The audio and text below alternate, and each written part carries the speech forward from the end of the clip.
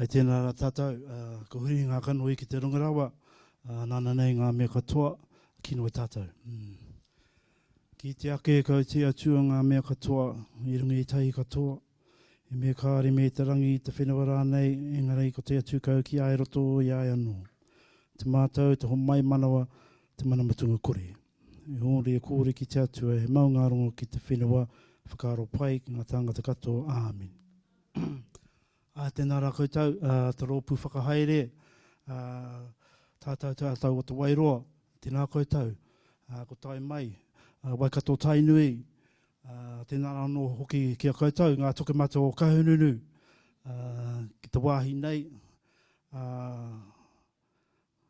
e tuka ana, ki te mihi atu, ki te kingi tūheitia, te pauhere tangata, te pauhere o ngā waka, te whānau ariki nui. Tēnā no koutou, te mi atu ki a koutou, tēnā koutou, tēnā koutou, tēnā tātou katoa. Iauwe, tātou, tātou e, tūtira mai ngā iwi, iauwe, tātou, tātou e, whaia, paia, te maramatanga. Me te aroa e ngā iwi, ki ako tapatai, ki ako taira. Tātou, tātou e tātou, tātou, tātou. Rahi ua tōriwha, iauai. Kia ora mai tātou. Kia ora tātou. My name is Leon Symes, the chairperson of TATAU Te Wairoa Trust, and I'd just like to welcome everyone here today to our information hui about the final representation and asset arrangements regarding our Treaty of Waitangi settlements. First of all, I'd just like to acknowledge the mātua for opening us up with a kariki and mihi. Tēnā koutou. Also, introductions to our trustees here present today. We've got a number of the trustees from TATAU Te Wairoa Trust present, and we'll be going around on these information roadshows just to tautoko what the work we have been doing for the last 2 years and putting all this mahi together. So the last year we came out to use as well with a series of engagement hui regarding some principles, aspirations, engagement on some concepts and some models as well. So we've put all that information together, and hopefully today you'll see a presentation as well as what's contained in your booklets is that fruits of that work that has been occurring for the last 2 years. Other mahi that we've been doing on obviously is that we have finished off the settlement process with the Crown. We had a bit of a minor hiccup through the year. You may have received voting papers to amend our trust deed. Crown wanted us to make some changes to our current trust deed to align with the Deed of Settlement and Settlement Act. So we had to make, unfortunately, those changes, but in the end it got us over the line to the settlement journey and completed that process of Crown involvement in our journey to date. So the Crown is not involved in this part of the process. They get no veto rights or nothing like that. It is in the hands of our members to decide, and that's how we wanted it, as we wanted to get them out of the way and get to a point where we can control our destiny, and this is what we've come back to you today with. And part of that too, those who attended the third reading on the 6th of September, so that was a momentous day to be in Parliament, to listen to the speeches from the ministers and the members of Parliament about our Settlement Act and the breaches that occurred with the Treaty of Waitangi. So it was good to those who attended. We were well attended that day. It was excellent to see everyone represented in Parliament to complete that part of the journey. So we're now on a new part of the journey in post-settlement and looking at how can we best manage these assets and representation going forward for the next 25 years and on to the future. So I'll just pass it over to the trustees to introduce themselves while they're here, so then you get an idea who they're representing, and if you need to have a conversation about your particular KAHUI trustees and what's happening back at home, then please do so afterwards. Kia ora. Kia ora koutou. My name is Janina Symes. I'm representing the Ngāti Rākai Pāka cluster. 6 marae we have in the Kāinga and 5 hapu that represent all the whānau that affiliate or whakapapa to Ngāti Rākai Pāka. So I'm one of 2 trustees representing our whānau at this in this environment. The other one is Pauline Symes, and she's at home looking after the whānau. Well, they're looking after each other. Kia ora. Kia ora, I'm Oha Manuel, and I'm a trustee on TATAU on behalf of Te Wairoa Te Pukerau Cluster 1. Bubby McGregor is absent today. He's the other trustee for Te Wairoa Te Pukerau Cluster 1. The marae and the taiho marae, Te Poho Te Kauwati, Te Poho Tiakiwai and Hauariki. It's good to see you here. Thank you. Kia ora tātou katoa. My name is Huia Huata. I'm one of 2 trustees for Ngā Tohorima Hine Manuhiri. The other trustee, Carmen Morau, is unable to be here today.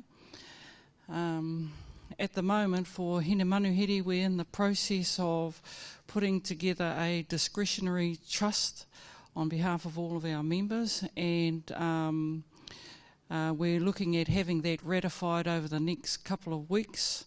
Our next cluster hui is on the 1st of December, and hopefully that's where it'll be finalised, the discretionary trust. And early January, February, we're going to go through some elections for the new trustees on Ngā Tohorima Hine Manuhiri. So I hope all of our whānau who are registered will participate in the election for that. And one of the first tasks for the new trustees is that we will be ratifying the representation model for Hine Manuhiri, because as a cluster we can't decide, or we haven't been able to decide whether the trustees moving forward is going to be based on marae or hapu or on the wider membership, and now there's a 4th option being thrown in the mix. So that's where Hine Manuhiri is at the moment. Kia ora. Kia ora whānau. My name's Heta Kakau, and I represent Pakaki Nuarua. This is Pakaki, Iwiti and Namotu. At the moment, Piri Mangro is our other trustee, and at the moment, back in Wairoa there's a hui which started this morning to ratify our legal entity in our trustee. Our legal entity name will be Te Pakaki Nuarua Trust. And if you look towards the left there, at the back there, you can see Naomi, she's part of our project management team. And Liz Palmer on the right, she's actually the chairperson for Pakaki Nuarua. They will give you a copy of our trustee that's been ratified today at our hui. And thank you for coming and welcome. Kia ora whānau. My name's Phil Beattie. I'm trustee for Tāpakarau Tuaru of Whānui. My other trustee, fellow trustee, is Carwin Jones down in Wellington. So we represent Marae Hapu at a Tākitimi, Ruataniwa, Huramo and Tawhiti Maru. At the moment we're going through a process to include our old pa as well, like Wairoa Pawa down by Pilot Hill.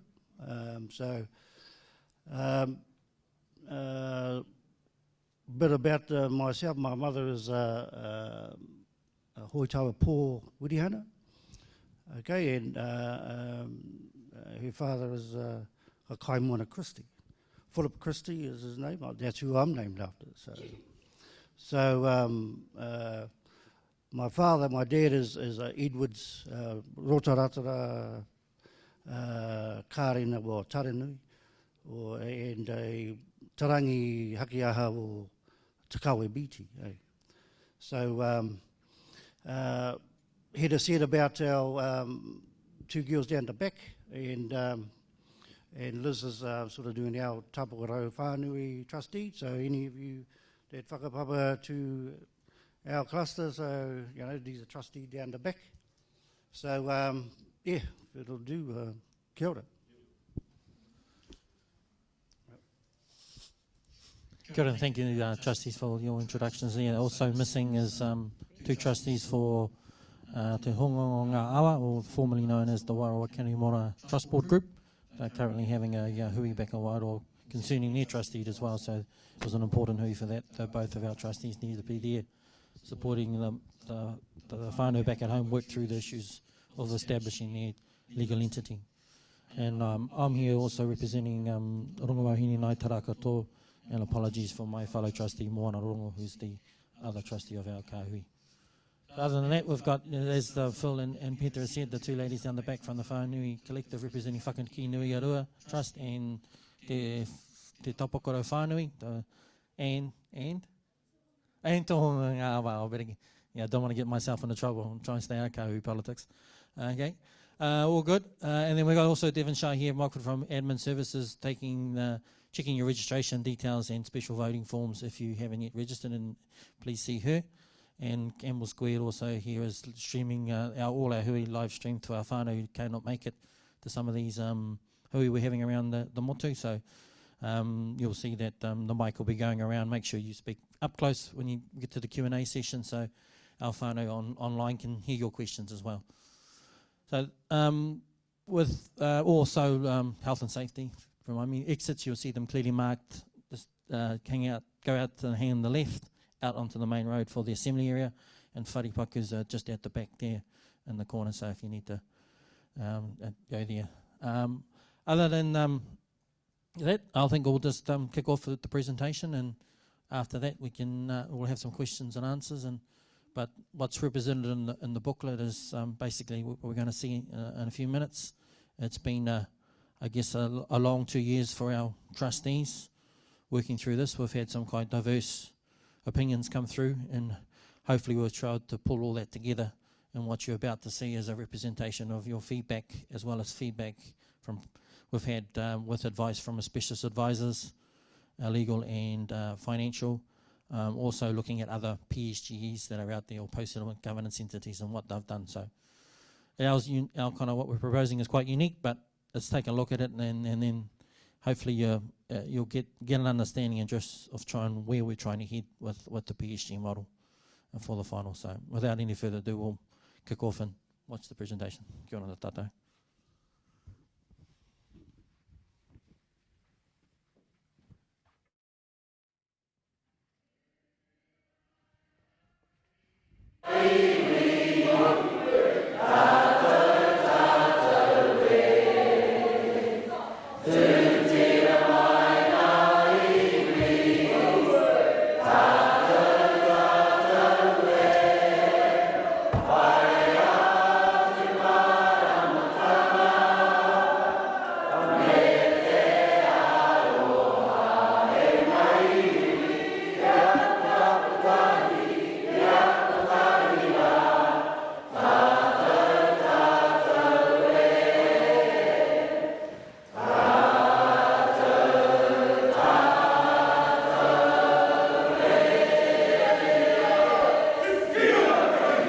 Tēnā koutou katoa. Nau mai, haere mai. Thank you for joining us today as we take the next step in our settlement journey and vote on our final representation and asset arrangements. We are TATAU o Te Wairoa Trust, the post-settlement governance entity, or PSG, for the iwi and hapu of Te Rohe o Te Wairoa. It is our responsibility on behalf of our iwi, hapu and whānau to manage the redress that will be received as part of our settlement with the Crown. TATAU o Te Wairoa has 14 initial trustees elected by our iwi, hapu and whānau who are helping to ensure we build a solid foundation for the future growth and development of our settlement redress. Our initial trustees aim to serve a term of 2 years. Their first term began in November 2016. Our initial trustees are responsible for managing and overseeing a review process in relation to the ownership arrangement for the Trust's assets and representation, our current mahi. Consulting with representatives of our iwi and hapu to decide whether to purchase any properties that might become available during the initial 2-year period. Maintaining records and information that will facilitate the initial trustees' preparation of the first annual plan, 5-year strategic plan, and annual report. This presentation covers the key points in your information booklet relating to the final representation model for TATAU o Te Wairoa Trust. Following this presentation, we will have 30 minutes for you to ask any questions you may have. Ka tahi ka kaputi tātou, so you can meet your representatives and our support teams who are here today.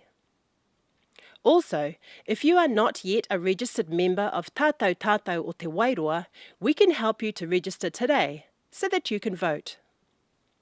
In August and November 2017, we held engagement hui around Aotearoa to seek your thoughts and feedback on our aspirations, values and principles, and on potential models for our asset and representation arrangements. It was great to see so many whānau participating, and lots of new faces too, with many tuning in to watch the live-streamed videos and sending us their messages online. We received invaluable feedback from you during this time, which has shaped our trustees' mahi over 2018. We are now back on a hikoi across Aotearoa, holding a round of hui in Te Wairoa, Turanganui-a-Kiwa, Here Taunga, Rotorua, Kirikiriroa, Tāmaki Makaurau, Te Papaioia, Te Whanganui-a-Tara me o Tautahi.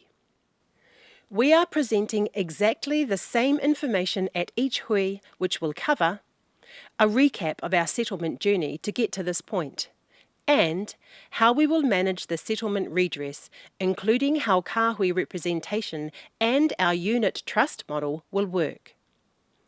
The hui will be an opportunity to ask all the pātai you have, and also, if you haven't voted online or by post already, to vote on our representation and asset arrangement model and trust deed changes via special ballot box.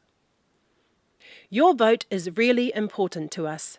Remember, it is you who will determine if we can move forward with the proposed final asset and representation arrangements. It's you, our people, who ultimately decide on the future of TATAU o Te Wairoa. Our settlement journey began more than 30 years ago when our kaumātua first lodged historical treaty claims with the Waitangi Tribunal in the early 1980s for the area between Turanganui-a-Kiwa and Mohaka, the Wairoa Inquiry District. Ultimately, our whakapapa and whanaungatanga helped us to work together.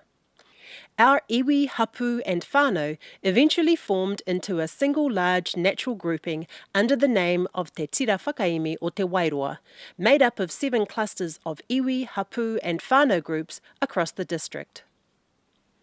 It took years of intense discussion, consultation and negotiation to finally get to our deed of settlement and PSG, TATAU o Te Wairoa Trust ratification, which our iwi, hapu and whānau confirmed in 2016. Our official deed of settlement signing ceremony was held in Wairoa on the 26th of November 2016. The iwi and hapu of Te Rohe o Te Wairoa Claims Settlement Bill had its first and second readings in Parliament on the 20th of December 2017 and 15th of March 2018 respectively, which were well attended by whānau. On the 6th of September 2018, we celebrated the third and final reading of our settlement bill in Parliament. This was an historic occasion for our iwi, hapu and whānau, and the culmination of many, many years of hard work that our tipuna started. Our settlement gained the royal assent on the 13th of September 2018 and is now law.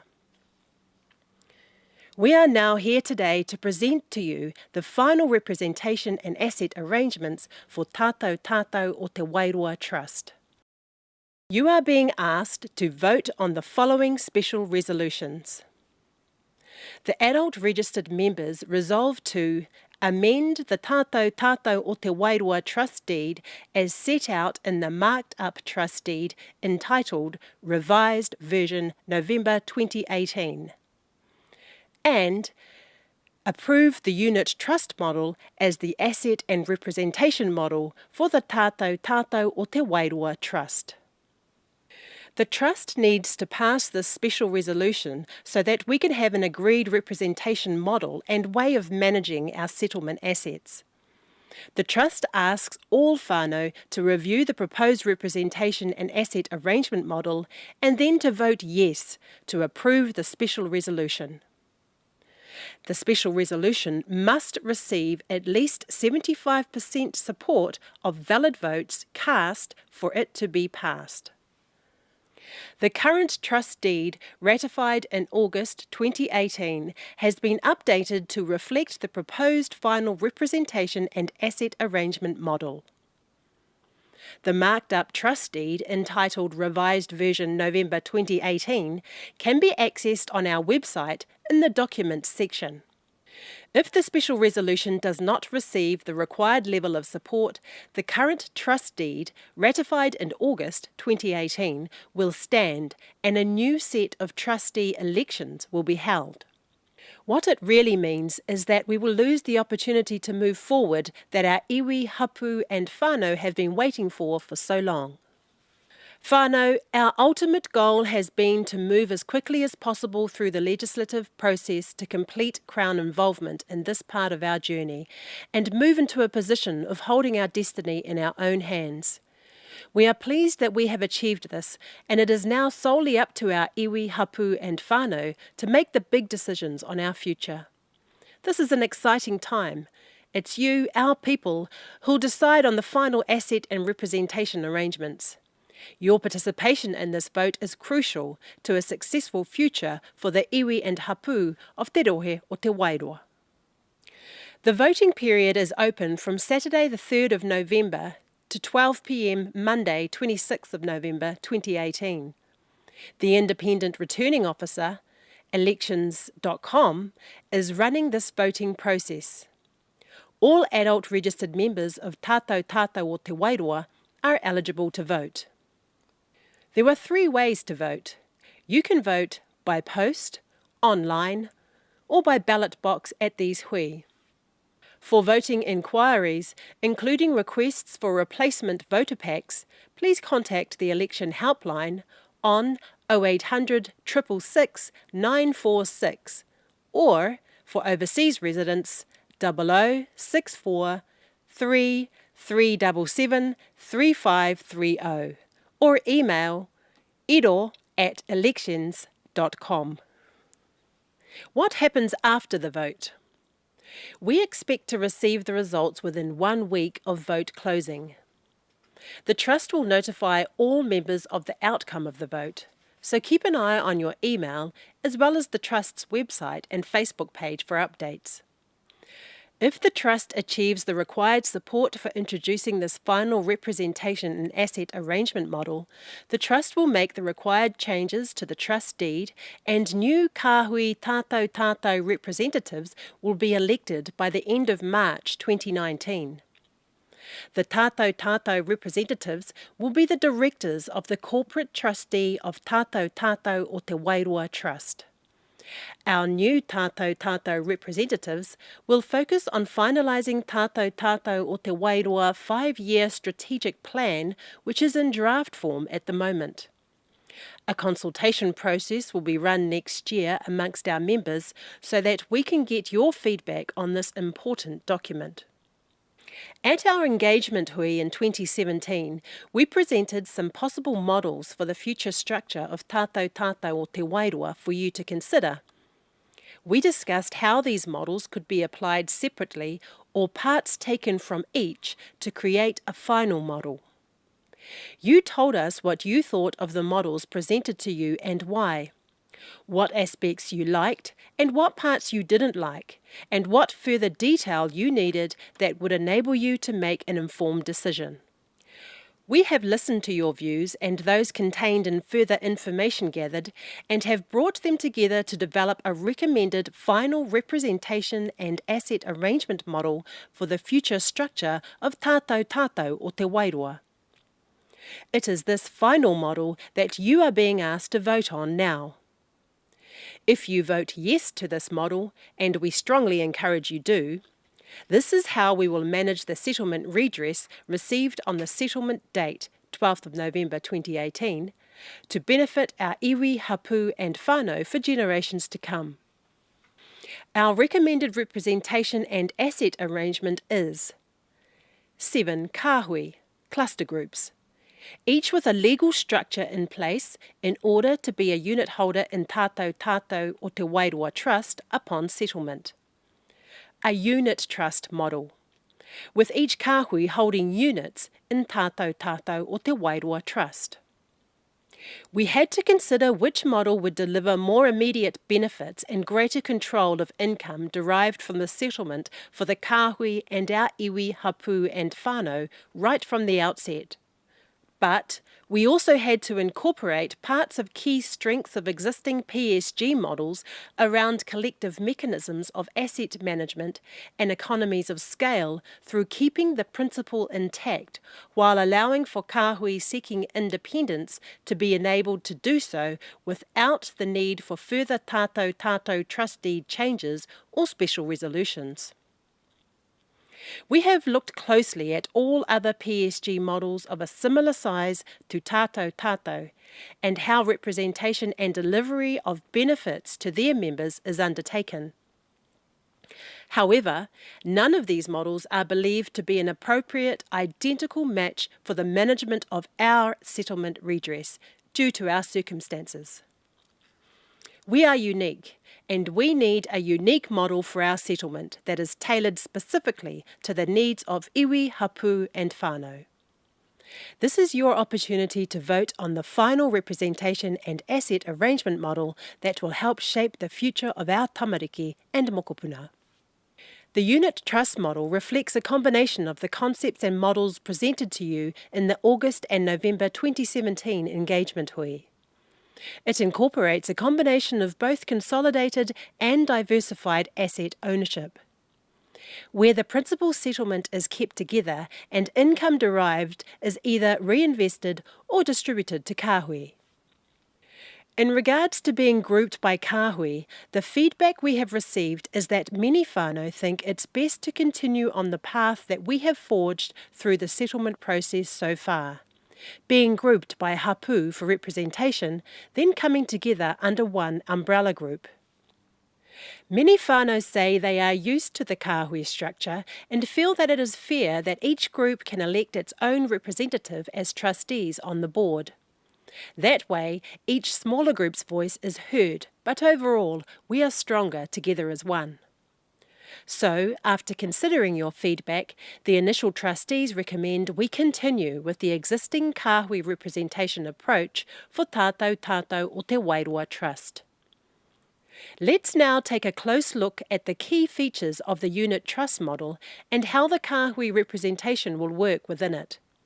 All this information is contained in the information booklet from page 14 onwards. So how will kāhui representation work? First and foremost, under the unit trust model, each kāhui needs to have a structure in place in order to be a unit holder in TATAU o Te Wairoa Trust. There are several requirements for a kāhui structure to stand. 1.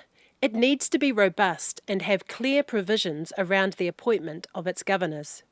2. The structure may be charitable. However, if it is charitable, it will be restricted to charitable activities. If your kāhui does not have a structure in place currently, it is recommended that a discretionary trust is set up to represent your kāhui on TATAU o Te Wairoa Trust. A template trust deed has been prepared which can be aligned to the specific needs of your kāhui. This can be accessed on the Documents section of our website. It takes approximately 3 months to set up a discretionary trust. More information around the rules of operation for discretionary trusts can be found on page 17 of the information booklet, and we can answer any pātai you have on this after this presentation. If you already have a structure in place to represent your kāhui, your options are 1. To continue using your current structure upon settlement date. 2. To set up a discretionary trust as another entity using the template trust deed. 3. to incorporate aspects of the template trust deed into your current structure by amending your current structure's governing documents. The current trust deeds for the various kahui who are establishing a new discretionary trust to hold units in TATAU o Te Wairoa Trust can be accessed on the document section of our website. Let's take a look at how kahui are represented on TATAU o Te Wairoa Trust. Each kahui will elect one representative to TATAU o Te Wairoa Trust to be its TATAU representative. The elected TATAU representative will be a director of the corporate trustee of TATAU o Te Wairoa Trust. We'll talk more about how the corporate trustee works soon. Each kahui will have a representative beneficial entity which will hold units in TATAU o Te Wairoa Trust. Each beneficial entity will hold the same number of units initially. 1 unit equals $1 of financial and commercial redress, excluding the value of the interest received as part of an initial distribution to kahui. Now let's explain what having a corporate trustee means. A corporate trustee is a company which acts as the trustee of a trust. The people who would have been trustees of the trust are appointed as directors. As mentioned before, the elected TATAU representative will be a director of the corporate trustee of TATAU o Te Wairoa Trust. We recommend having a corporate trustee for several reasons. 1. It reduces the administrative burden on the trust. What this means practically is that authorised person or persons can bind the trust, instead of all trustees having to sign contracts. 2. It provides protection for trustees and their whānau. Legally, trustees are personally liable, and this can put them and their whānau at risk. The establishment of a corporate trustee provides a layer of protection for those directors who are tasked with this important mahi for the trust. The establishment of corporate trustees is a common approach for a trust managing assets of a significant value, including PSGEs.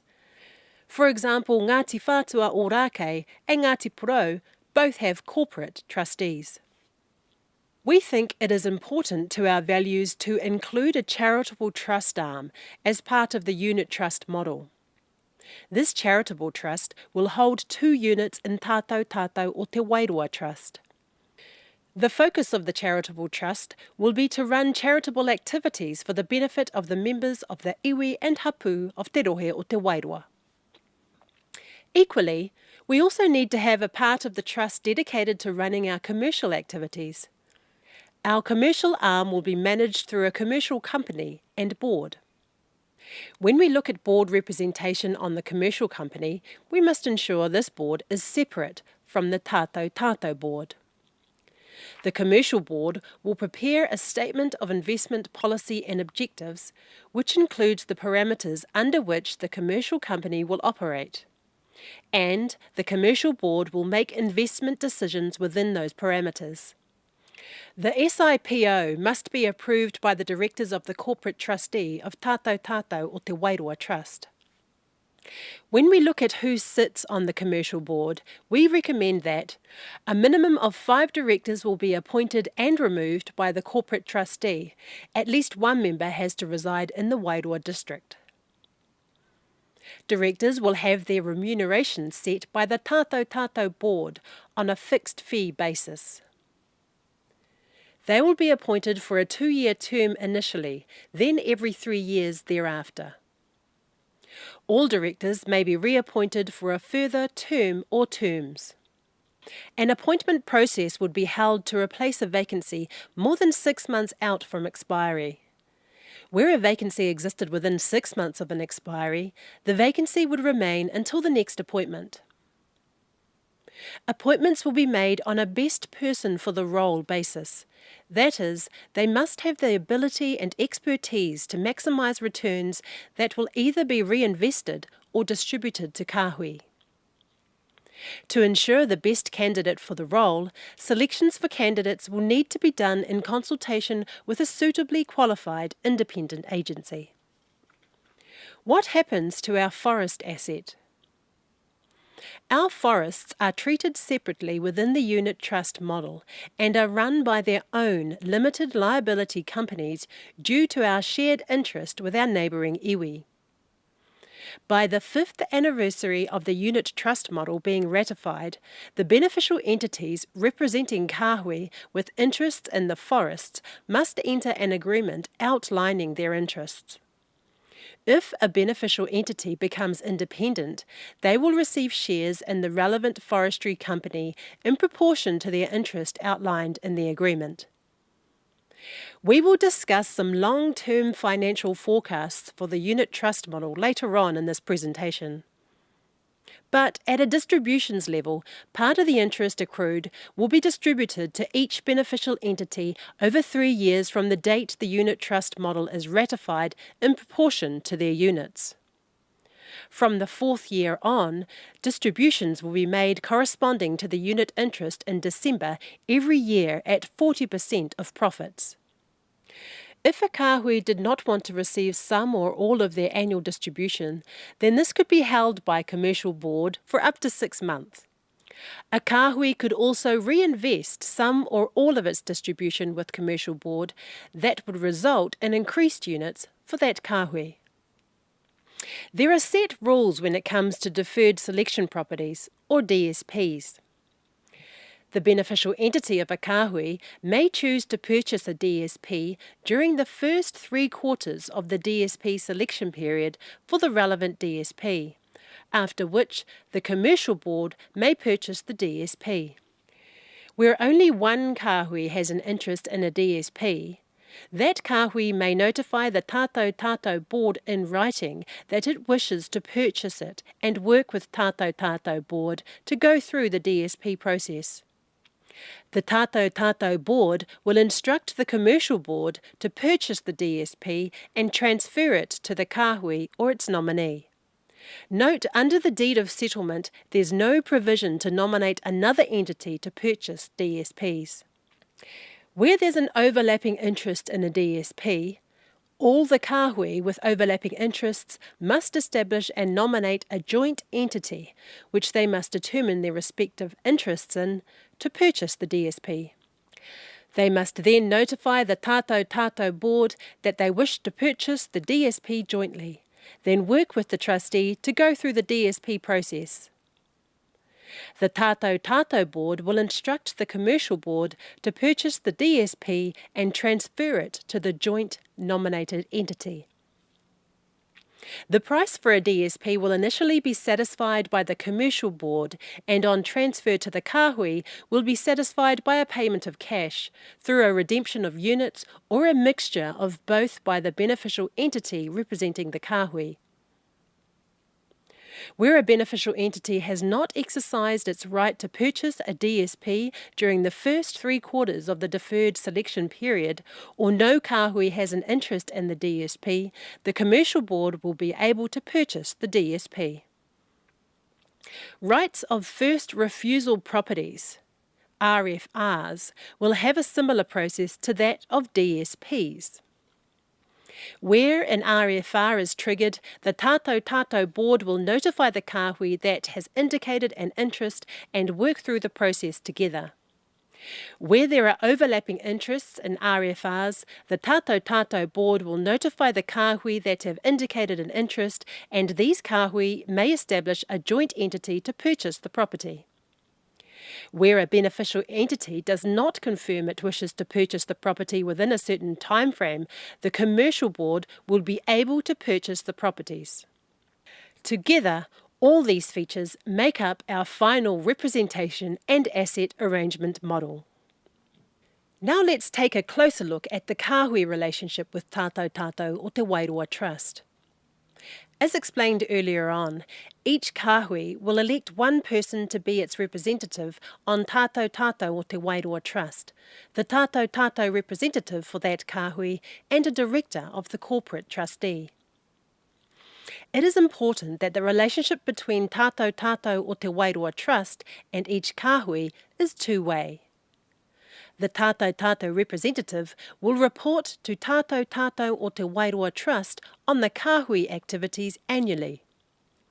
Equally, the TATAU representative will report back to the kahui on TATAU o Te Wairoa Trust's activities annually.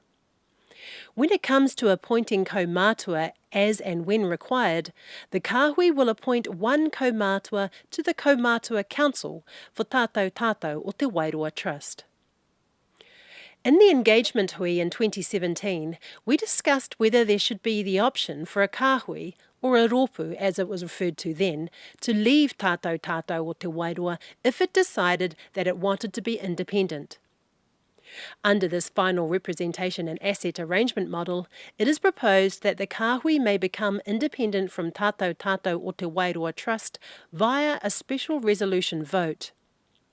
75% of adult registered members in the kahui must validly cast a vote in favour of the special resolution to ratify independence.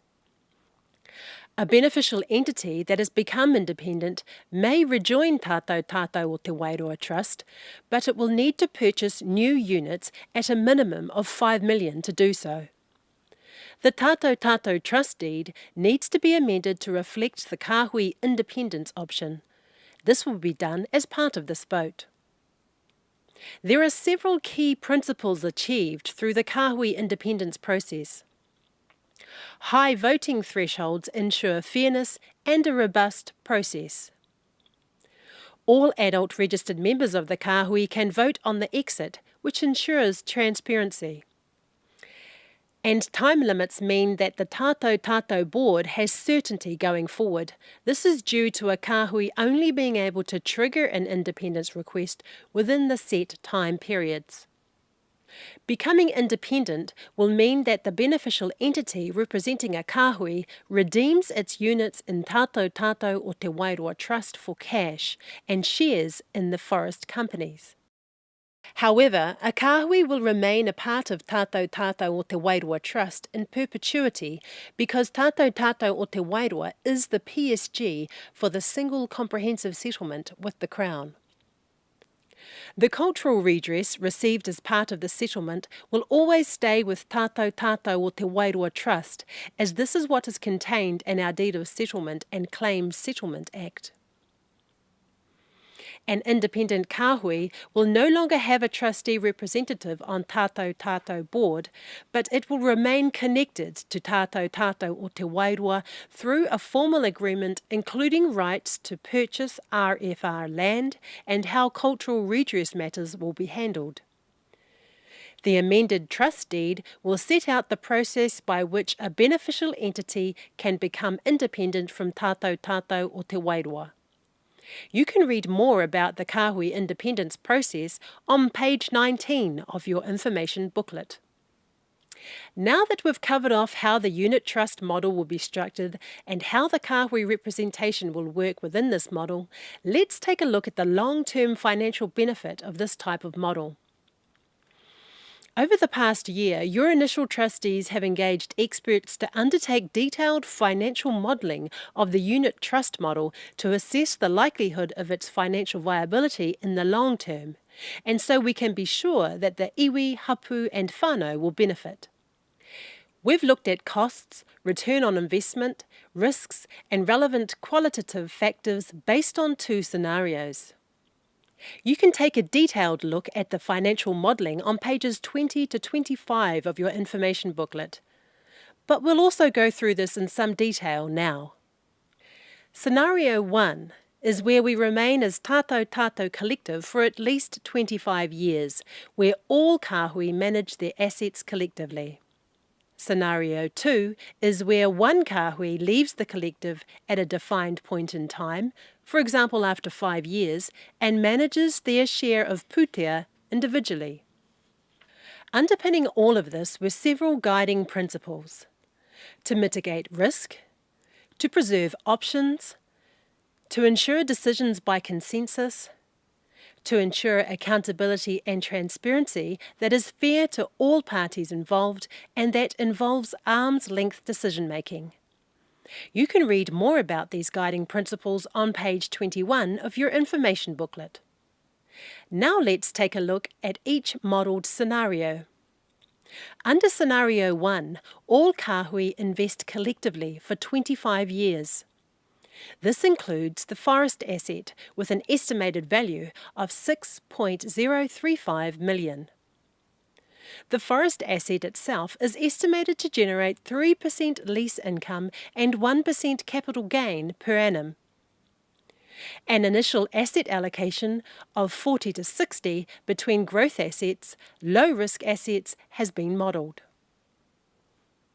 A final asset allocation of 60-40 between growth assets, low-risk assets over 6 years.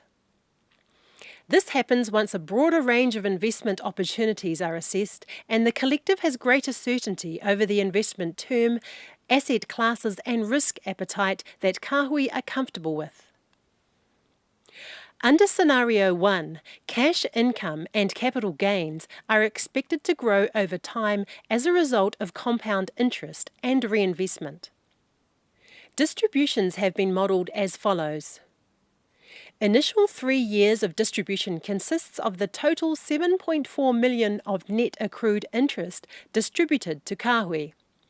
This is indicated by the dark purple columns in the diagram. Each kahui receives approximately 1 million spread over 3 years if they retain all their units in TATAU or Te Wairoa Trust. There is no distribution of the portfolio's profits in the initial 3 years, with 100% of earnings reinvested into the portfolio. From year 4, distributions policy is set at 40% of earnings, with the remaining 60% being reinvested into the portfolio. This diagram shows the potential cash distributions for each kahui over 25 years based on these assumptions.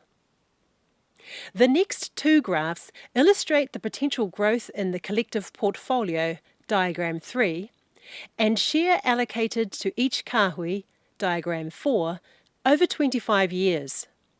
It also shows how the income is split between costs, distributions and reinvestment. At the end of year 25, under the modelled assumptions, the initial 113.4 million portfolio capital could grow to 244 million in aggregate. This includes the 6.035 million estimated value of the forest asset. This is an increase of 130.6 million. At the end of year 25, the initial 16.2 million portfolio capital per kahui could grow to 34.9 million in aggregate. This is an increase of 18.7 million.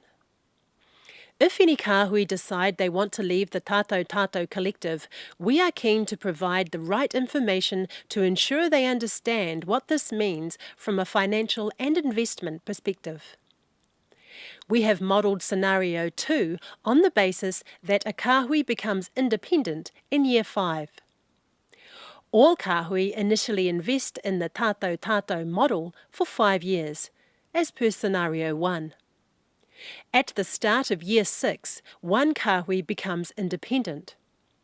Asset allocation and distributions remain the same as under the TATAU scenario. However, there are costs to becoming independent. On becoming independent, the kahui, for example, might incur a cost of $250,000 that includes a contribution to legal, valuation and structuring costs as shown in this diagram. The kahui is also assumed to incur their own management costs to operate the fund of $450,000 per annum. This is $300,000 per annum greater than the kahui share of the operating costs of TATAU or Te Wairoa. So we can compare the 2 scenarios on the same level. The kahui is assumed to invest in the same investment mix. That is, 60% growth assets and 40% low-risk assets with the same returns. It is important to understand that the kahui that has become independent may face practical constraints in order to achieve the same result as Scenario 1.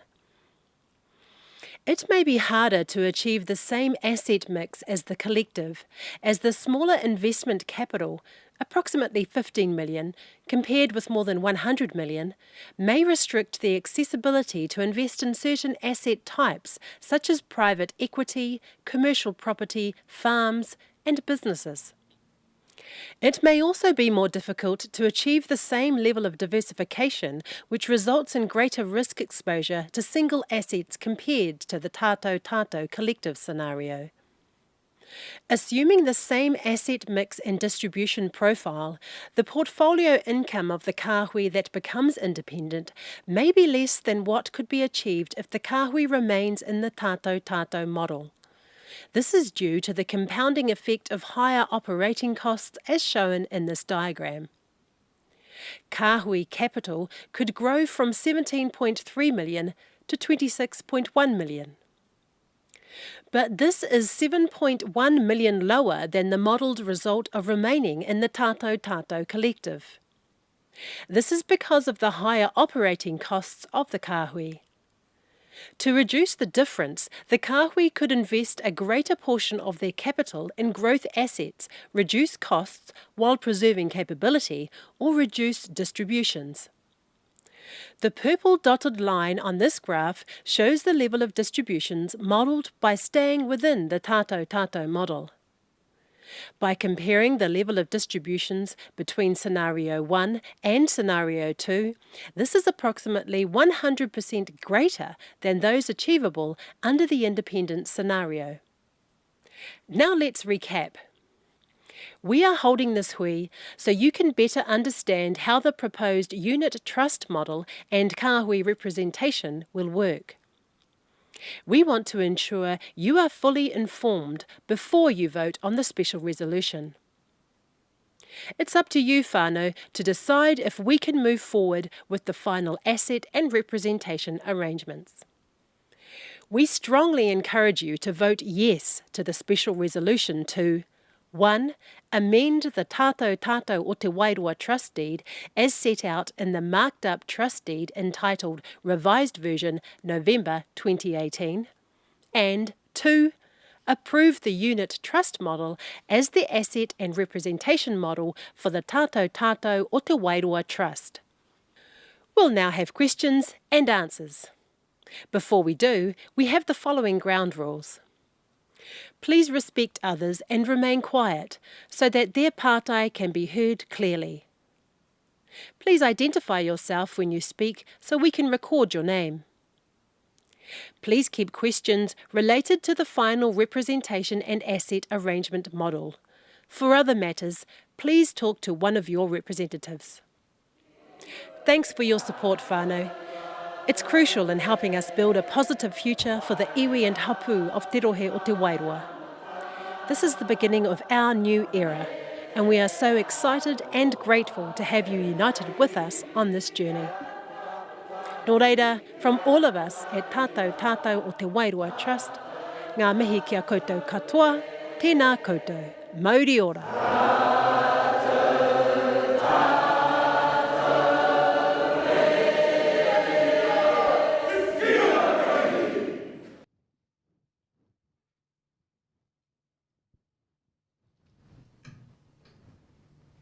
Well, kia ora whānau, and thank you for taking time to watch our presentation.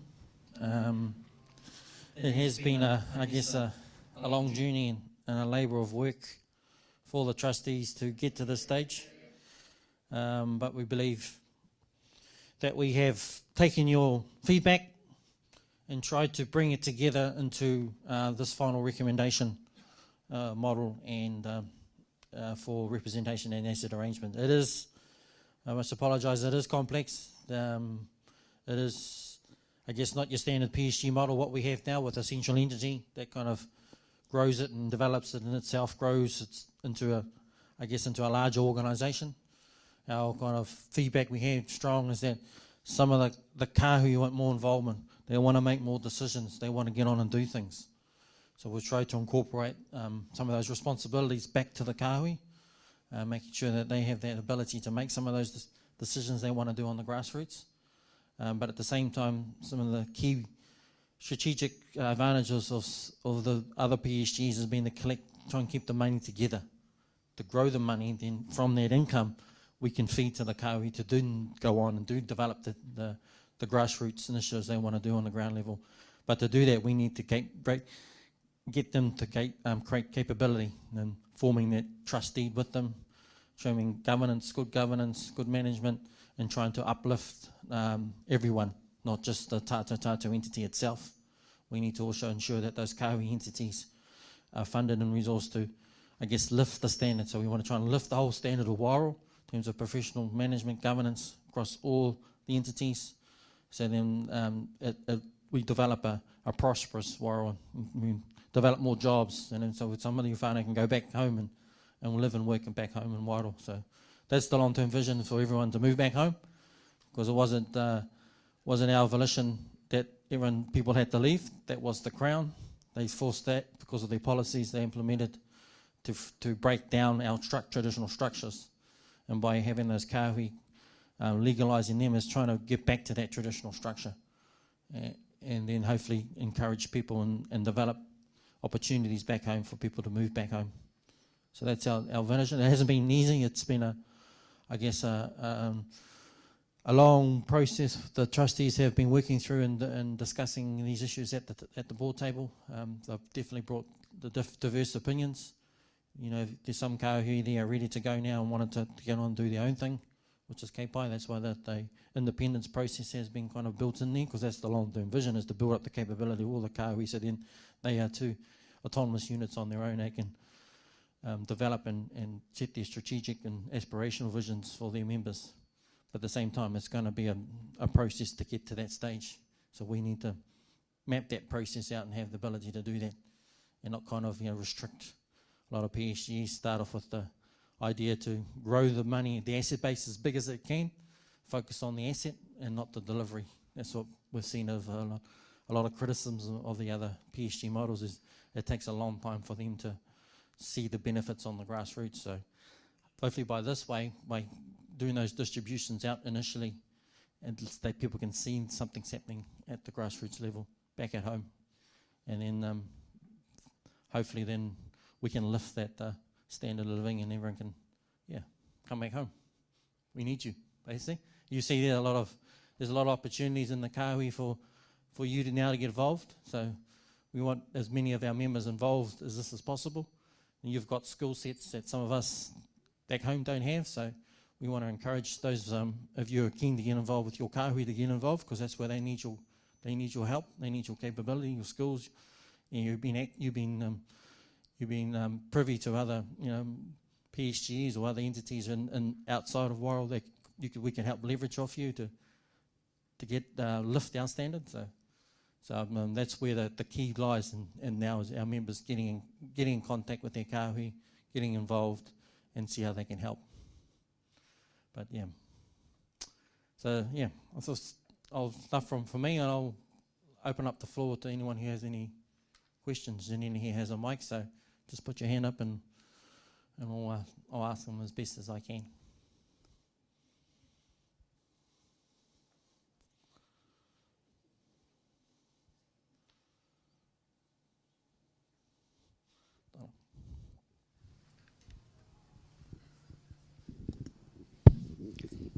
Kia ora, Moana Henry. The initial distribution to the KAHUI is $1 million, and then seeing the sort of the after 25 years. So if you opt to jump out at 5 years, then you leave with what you leave with. But you're also kind of coupled to TATAU or Te Wairoa, even if you do step out after 5 years. Is that correct? Yep. So we cannot, I guess, divvy up the cultural redress. Cultural redress is a single TATAU because that's what the Crown, we negotiated one comprehensive settlement. Commercial and financial, we can separate that out. That's what the independence process is about, separate out at that aspect. So there still needs to remain in place agreement between the KAHUI exiting and TATAU about how to handle that cultural redress in terms of making sure that those cultural redresses kind of filter back down to the KAHUI.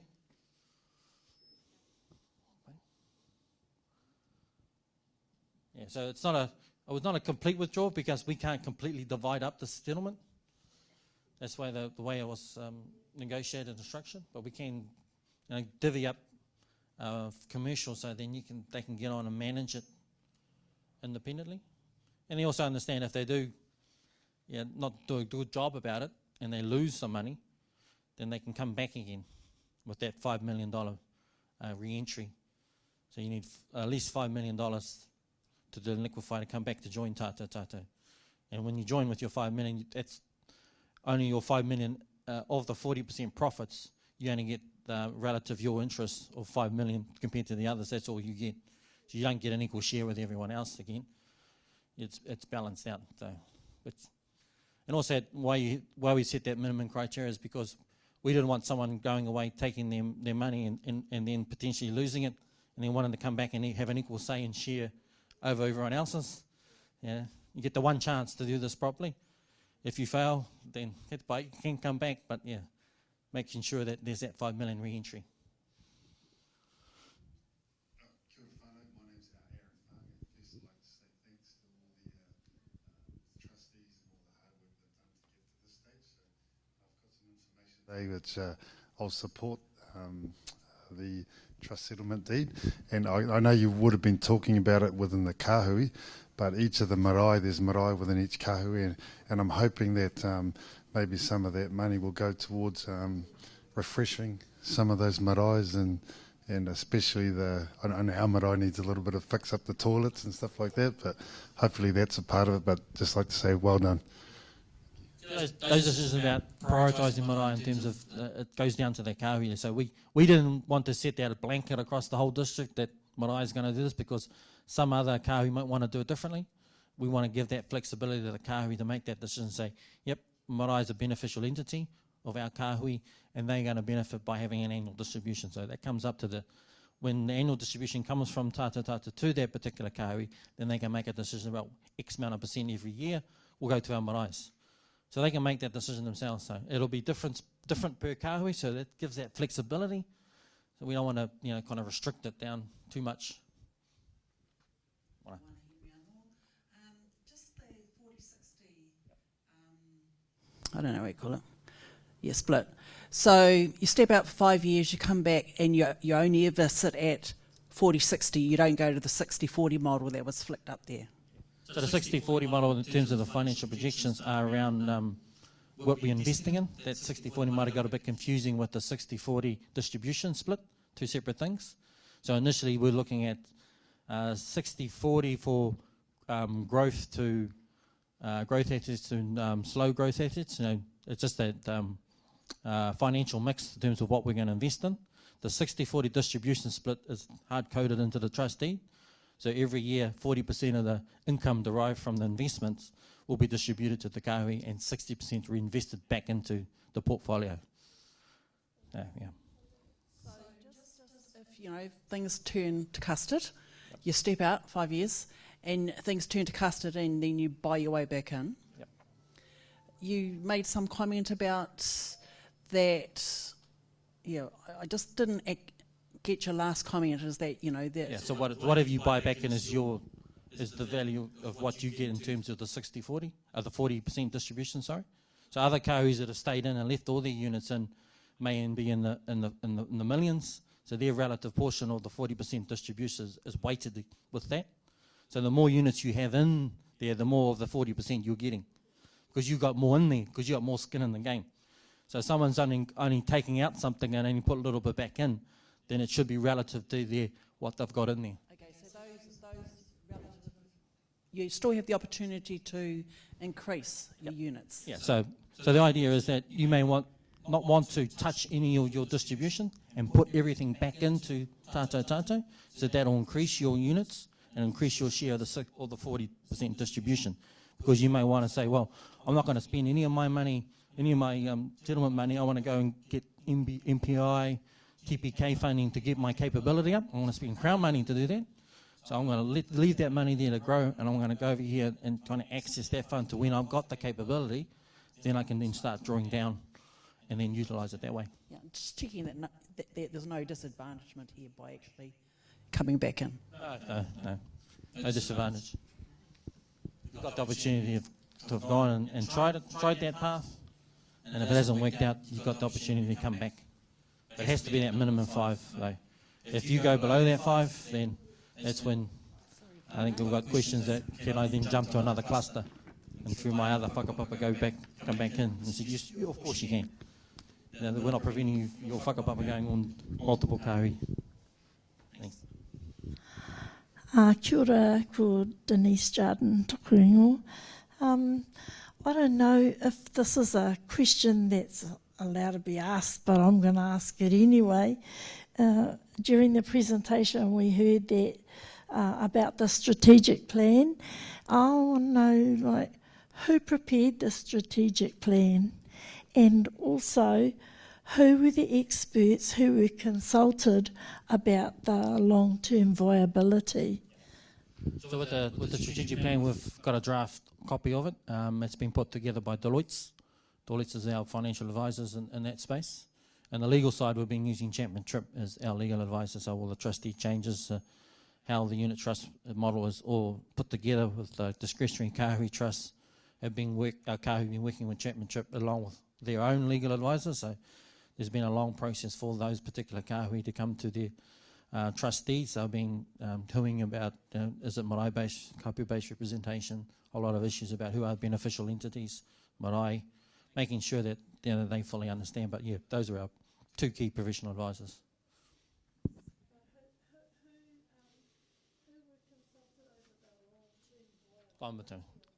So long-term viability, what we did is we set up a commercial arm advisory group, which is made up of one representative from each of the kahui. They put their best person they thought in a business sense into a group, and they work with Deloitte to develop some of that financial projection and modelling. Based on it's a very conservative approach. Now, we weren't kind of aiming high level at this stage because we want to start low and then kind of build it up until we've got a foundation and understanding of where we'll be investing. Then we can start to build those projections. So yeah, we started there and then we're moving forward.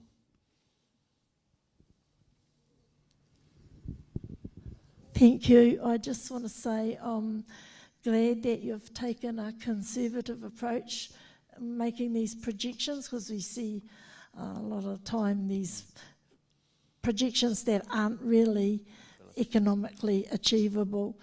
And I also like and want to support how you've taken the risk assessment as being somewhat risk averse to start out with.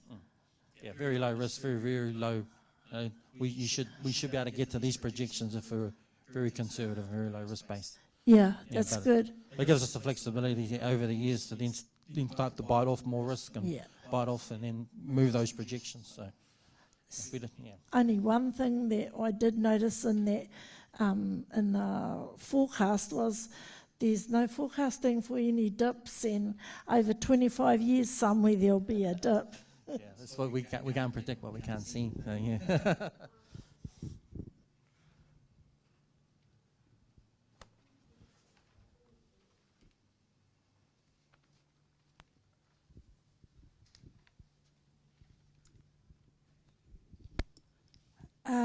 Corporates and directors, I just know that there, in the corporate world, there's opportunities for directors to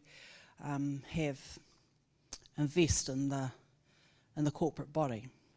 So I want to know, how does that sit within these suggested entities? Can directors personally have personal? You get what I'm saying? So in terms of the unit trust, no. The unit trust is only there for those 7 kahui unit trusts. No one outside of that can invest in that. So that's our connection with our kahui.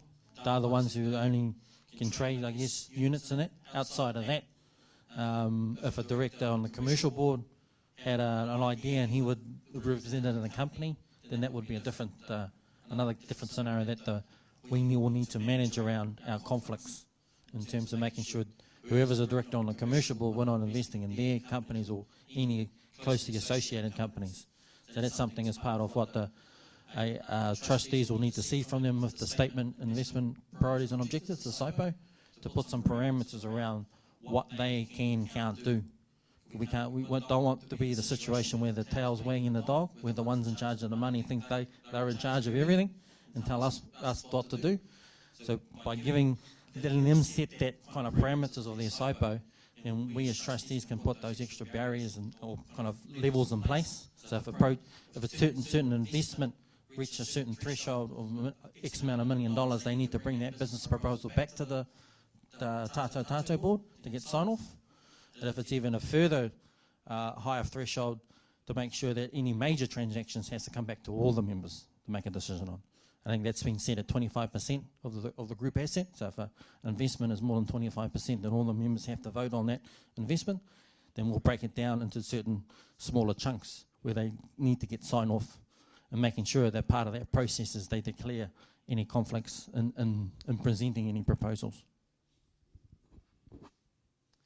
You started this hui off today mentioning that there's a bit of a glitch, legal glitch, and I'm just wondering if that's something that, in terms around the settlement, I'm just wondering, is that something that you can discuss here today? That legal glitch was relating to our trustee. No, we had started the year, we had a different trustee because of the what we ratified back in 2016. We had to make some changes to that trustee so that then the Crown was happy to then progress to the third reading. They wouldn't allow us to go to the next step to get the third reading and final settlement because of the way that our current trustee was set up back in 2016. So we corrected those issues from 2016 in August. That was the glitch. So that enabled the Crown to be happy to allow us to go to third reading and settlement. So we've gone through and done that. You would have got voting papers regarding those certain trustee changes we had to make. So we've successfully made those and we progressed through and now don't have any Crown involvement in this part of our journey.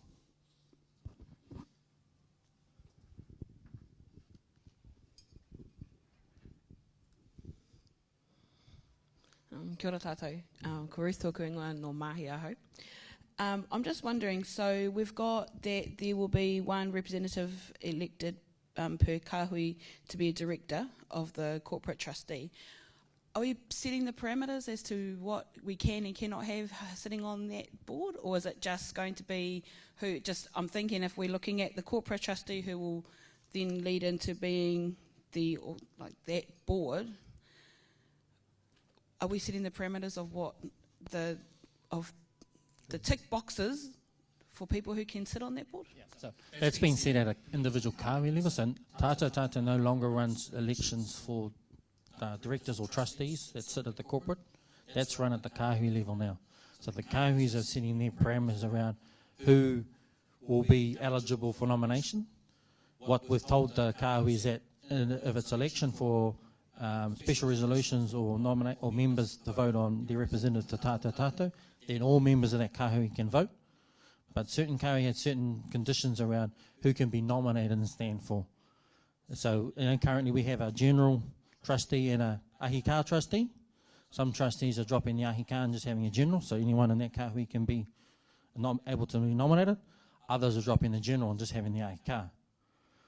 So some of them are given a bit of flexibility. So those KAHUIs are the ones, having a lot of, say and power now. It's starting to shift down from TATAU to those KAHUI entities.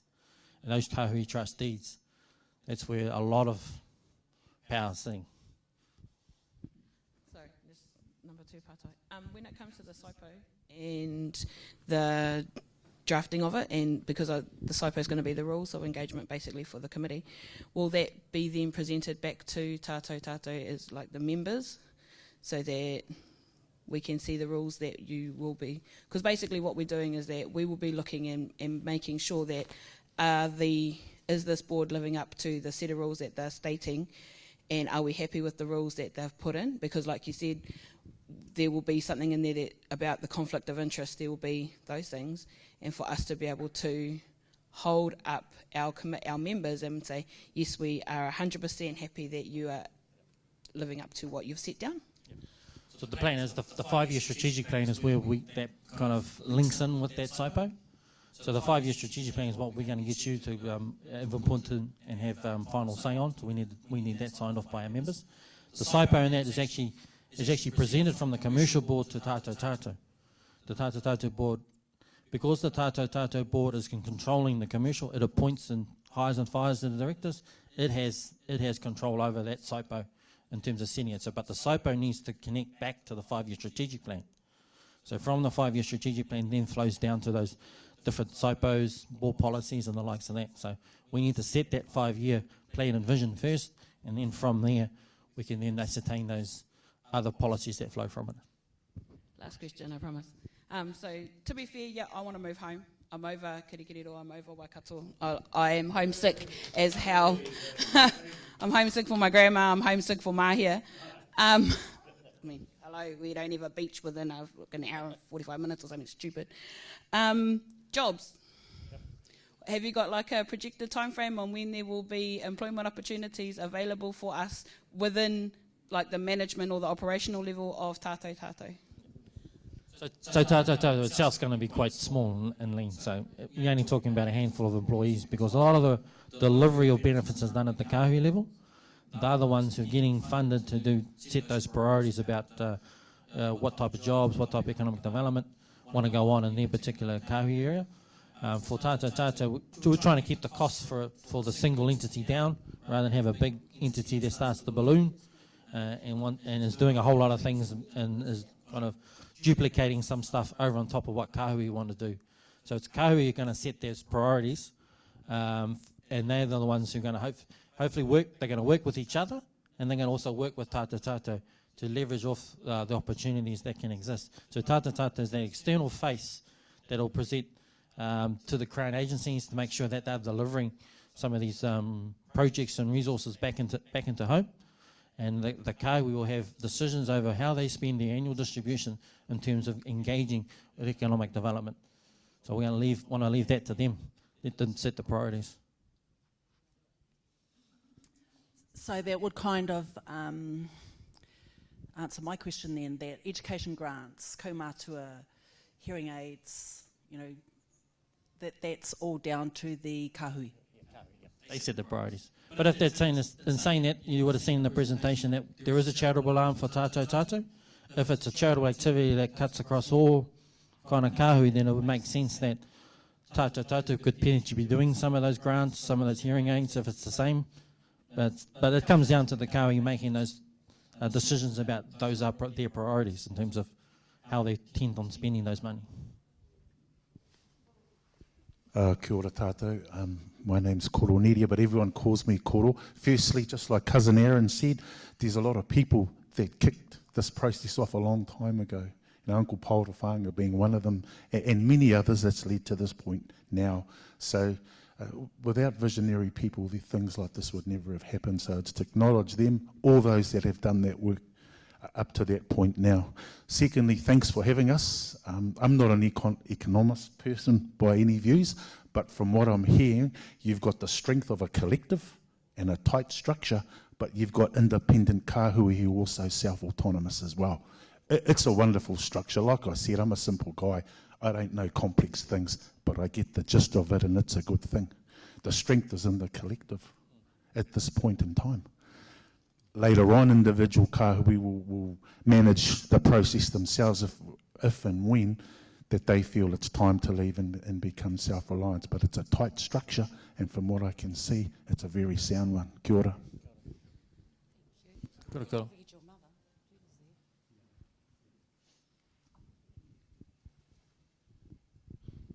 Kia ora koutou te whānau. Ko Hori Solomon taku ingoa ki te kāinga tūturu no whaka ki te kāinga te ipu. Yeah, just listening to the kōrero whānau. Hey, I've lived here in Tainui for quite a long time, 32, 33 years, and I've always, because my wife's from Tainui here, I married in here. But you know, all these years I've heard the benefits of Tainui moving forward and the programs and the structures that are happening. Ngā mihi kia koutou Leon, te whānau, te kaupapa i tēnei wā. This is awesome. I feel it's good. And hey, good for Wairoa. Good for the home folk back home. I'm tūturu whakaki. Tūturu whakaki. Brought up in the swamp. Te mahi hipi, te pāmu, ki tōna pāwha, I Shearer, tōku George Solomon, Shearer. So I whakapapa back to Pāhawera and back into Nuhaka too, and to Māhia. But hey, the beauty about it is we're all whānau anyway. So I think kazi koro here, we've got a lot of whānau up here, and you know, cuz we do want to come home. Deep down inside, yeah, we do want to come home. We left because the whānau were too big and we couldn't board at the Mormon College. Dad couldn't support us up there. But we've come here and we've got educated. And now it's time with that education to come back and tautoko the whānau. And it's good to hear. I want to go back to Māhia. 2 years ago, I went up to the top of Onepoto. I took my wife there, Waikara Mona, and I'm going to be straight up here. I said to had a karakia, and the atua said, go home. The tūpuna, my dad and Uncle Tichikaukura, go home, boy. It's all there. Things are going to happen.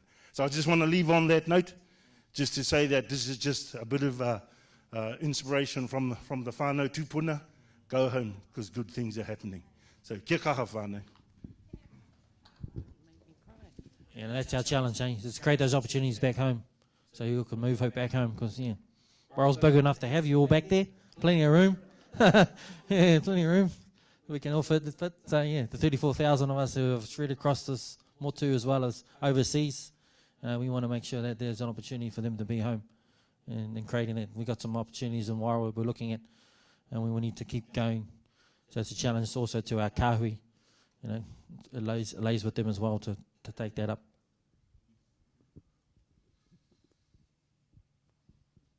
You understand that the KAHUIs are all established in those KAHUI new discretionary trusts. We talked about existing KAHUIs with existing structures. None of them have been fit for purpose, so each of the KAHUIs is establishing a new trustee. So making sure that connection, they've got the right trustees and trusteed in place, because it's about good governance. You know, some of the criteria we put from TATAU is that if you don't have an annual general meeting, if you don't have audited accounts every year, then you don't get a distribution. So that's trying to make sure that's a good policy. Everyone knows what's happening with the money. Yeah, someone say the money's not important, but it is in certain respects. Yeah, we need to make sure we prudently look after it, because mokopona's mokopona is money as well, not just ours. Okay.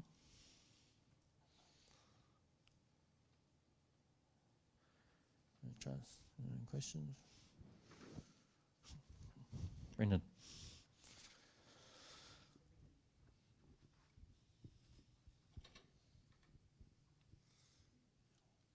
Ki mai rā, ka ki mai rā.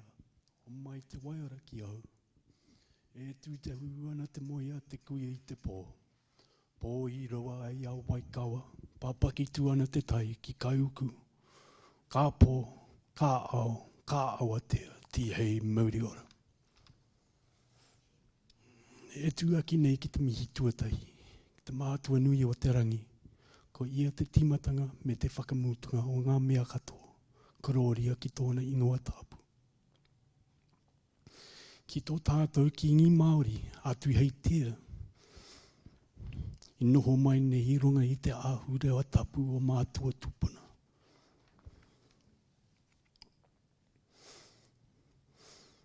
Ki ngā whānau, kua tai mai ki te tautoko ki te settlement. Tēnei te mihi, tēnei te mihi.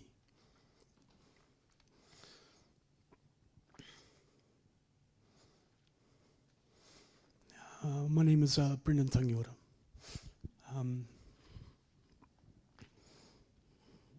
My whakapapa on my grandfather's side is rongo mai wahine. My grandmother was from Erepiti Marae. She was, well, my great-grandmother was a Māori hema. So I whakapapa all the way through here. Here I am in Waikato. Like the matua said, victim of the colonisation, where we had a great dispersal during the 40s and 50s. the urban drift. We all came here to get educated, lost touch with our culture, lost touch with our family. Well, not entirely, obviously, but you know, definitely created barriers for us. And I've been following the settlement closely for the last few years. You know, it was yeah, we must acknowledge our tūpuna that started the ball rolling. But as this presentation was going on, I was having visions of our tūpuna. Kahungunu, ronga mai wahine. You know, how he won that great woman. He was an industrious man.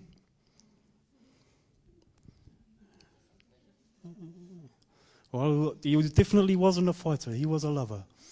And you know, I've watched a lot of raru going on in amongst our iwi over the past few years. Silly stuff going on. But I guess that's all a part of what's inside us, what this colonisation has created in us. Some of the things that we've having to overcome within ourselves to move forward. And I really acknowledge this plan that's been put before us, and you guys that have done a wonderful job. I was at the hui. I heard all these diverse points of view that were coming across. People want to split their own way, and you know, and what you've put together is a balance between it all. And I'm really grateful for that. I'm grateful that you've thought about the work that's been put in before and where it's leading to. You're thinking about our mokopuna after us.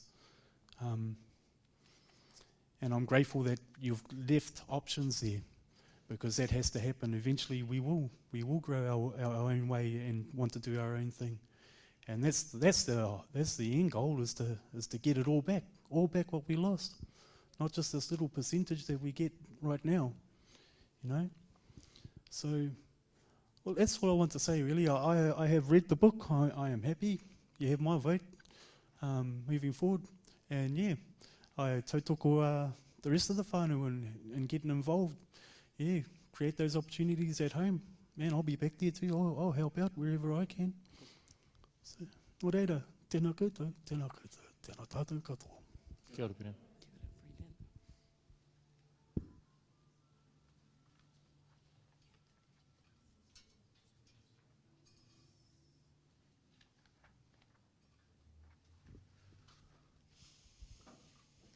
Let's get any more questions. I think it has been, I guess, a privilege to, along with the other trustees, to have gone through this journey the last couple of years. It has been that. We started off last year coming back to you with some high-level stuff and wanting to capture everyone's kind of aspirations to fill the settlement. I think, as Brendan has just said and the others have said as well, I think we've done that to our best as we can, trying to balance different perspectives. They are potentially at other ends of two spectrums, but we've kind of trying to map up a process whereby, as over the coming decades, as you build that capability, that you have the options are preserved to enable to move in different directions if it need be. But at least we can say that we can try to keep it together. And by keeping it together, we give that the option about whether we want to stay together. It may mean in 5 years' time when we come back for this again, that keeping it together is still the best way to go. And that's still an option. But the other options are there if it is not what it's meeting your needs, meeting our aspirations at the KAHUI level. Yeah, so that's all. Hopefully we've done that. I think we have. Kia ora. Ai kia ora mā tātou, te rangatira e tū mai, ka rea kore ko marama ke tātou katoa. Nā hau i whakautu ngā pātai katoa, te mea te kia koutou. Koutou katoa te rōpū whakahaere, tātou te Wairoa, te mea te kia koutou, te pai haere ki tāmeki makaura hei āpopo, mea te kia koutou. Ngā te kaunu ki te Wairoa ho pūpū ho nenge mātangi rau, ki te rohe o Waikato. Tēnā koutou ko tai mai te mirimiri ngā taringa, te whakaaro, nō reira tēnā tātou katoa. Me tū mai tātou, te waiata whakaaria mai, hei muri ake he karekea. I tū.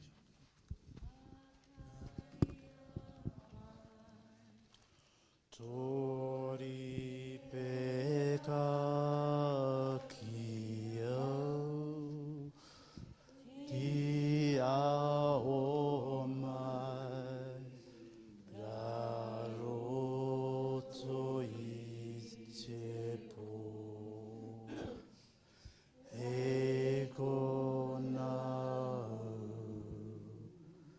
ti tiro tu ai, ora mate,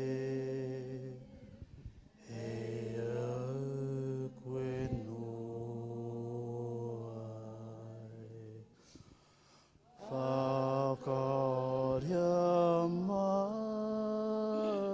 tori peka ki au. Ti ao mai, ra roto i te po, ke kona au ti roa tu ai. Ora mate, he au koe no